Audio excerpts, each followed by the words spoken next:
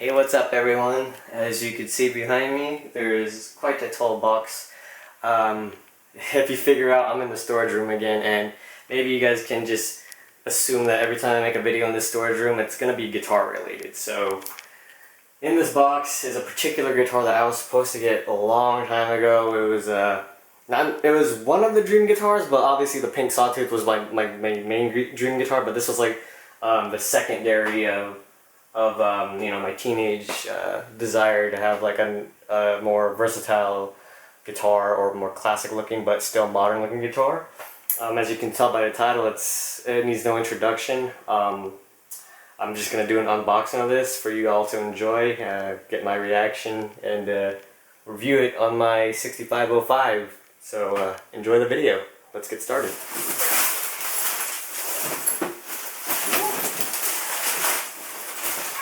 Let's see. It's in a soft case. Oh, they wrapped this in bubble wrap as well. Great packaging. Keeping it safe. Oh man. I can already see like the sparkle and the flake on this guitar.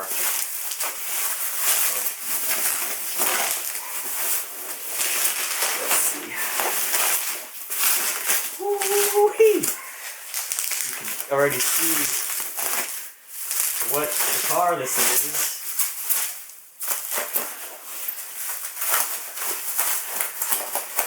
This right here. Oh man. Fantastic.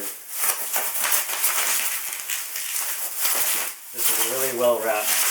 They went like ham on the bubble wrap here. Very nice. Are these new strings? They are. Whoa! Okay, let's see. Some dust here. Oh man. Everybody, check this out. Here is the Epiphone Thunderhorse. Alright, so here it is on the guitar stand. Pretty good quality overall. It's still, the previous owner, whoever the shop that sold it to me, kind of polished it a bit, I could tell.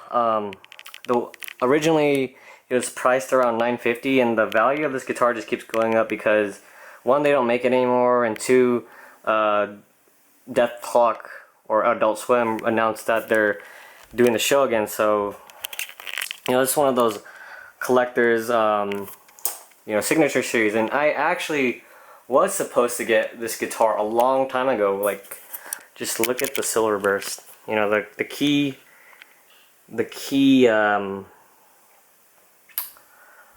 thing about this one was it was very popular for the silver burst finish, because not a lot of Explorers came with that. It has the push-pull speed knobs. Like I said here, one of the blemishes being the chip at the bottom corner. I don't know if you can see that. Super small chip. Not too bad compared to all my other guitars, which are like beat to shit. Epiphone right there in the abalone signet.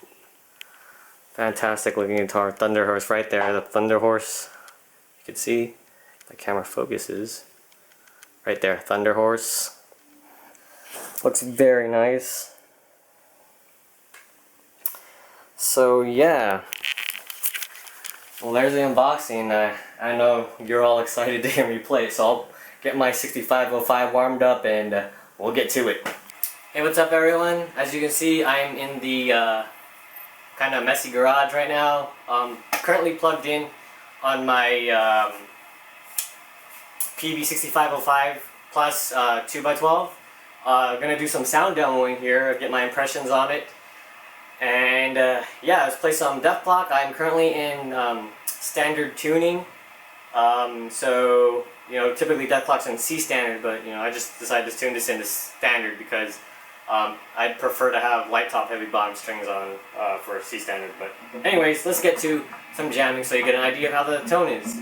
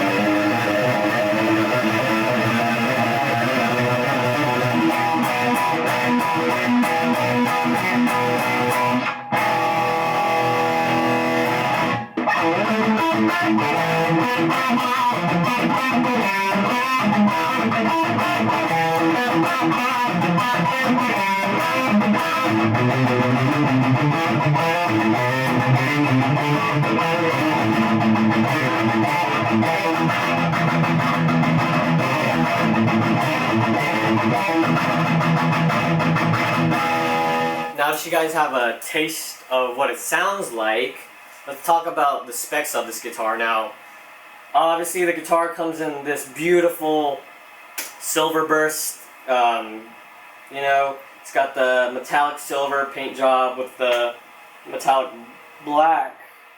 Actually, it's a flat black outer painting, but you know, the silver is done very well. There's very strong flake in it. Almost kind of like a hot rod. You know me, like doing the drifting and stuff. Like I'm a really big fan of, you know, done up hot boy sparkly paint jobs on the drift cars, and this would be kind of equal to that in terms of looks and flair. The fretboard, I have to double check.